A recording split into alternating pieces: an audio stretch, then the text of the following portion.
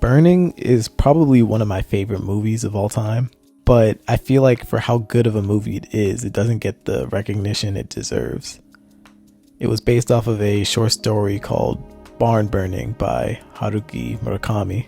That short story was based off of another short story by William Faulkner. The film itself was directed by Chang Dong, who's a South Korean director, screenwriter, and novelist. He wrote and directed plenty of other noteworthy films such as Greenfish, Peppermint Candy, Poetry. After watching Burning, I actually went back and watched Peppermint Candy because I wanted to get a sense of how these movies were, like what the vibe was. The movie takes place in South Korea and follows a man who has had many unfortunate experiences in his life. The film actually starts off with the main character committing suicide, but then as the film goes on, the audience is shown what events led to that point, what led him to kill himself.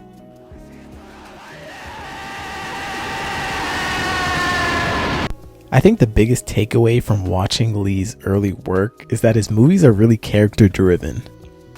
The cinematography is good, the soundtrack's alright, but it's really the writing and characters that carry the movies for me. When I say the characters are good, they're really good.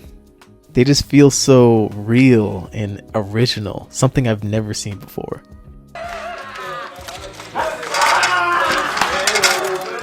I feel like a lot of movies nowadays rely on the same recycled narratives that we all have seen before.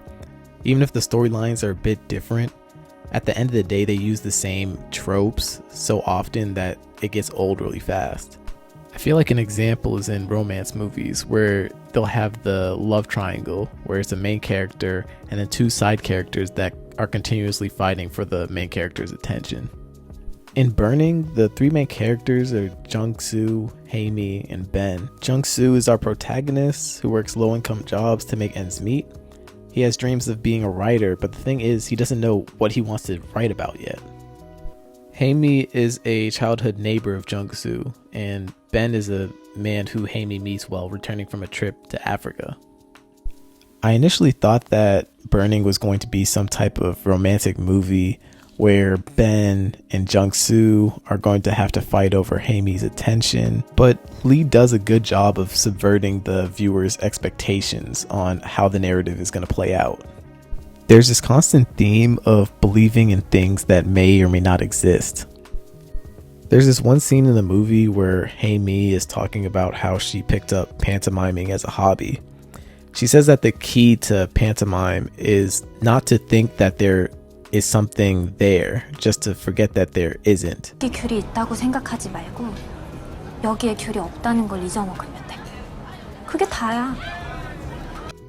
She goes on to talk about the concepts of little and big hunger. Little hunger is the hunger for food, while big hunger is the hunger for knowledge. I think both Jung-soo and Hae-mi have their own versions of big and little hungers. Jung-soo is searching for meaning and new experiences to finally write his book.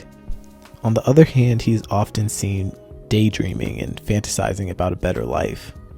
Hae-mi often hangs out with Ben, who is wealthy.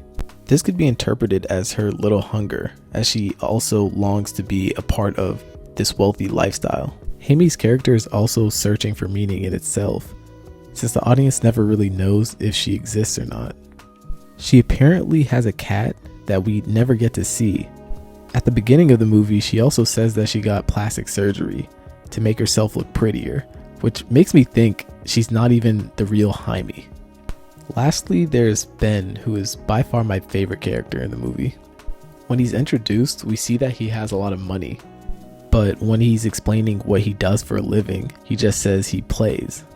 This makes me think that because of his wealth, Ben has already satisfied his little hunger, and the only way that he can satisfy his big hunger is to play with the other two characters. Even after the film ends, we don't know if Ben is a good guy or a bad guy, which is what I like so much about his character. The film is told from Jung-soo's perspective, so it's really up to the viewers to draw their own conclusions.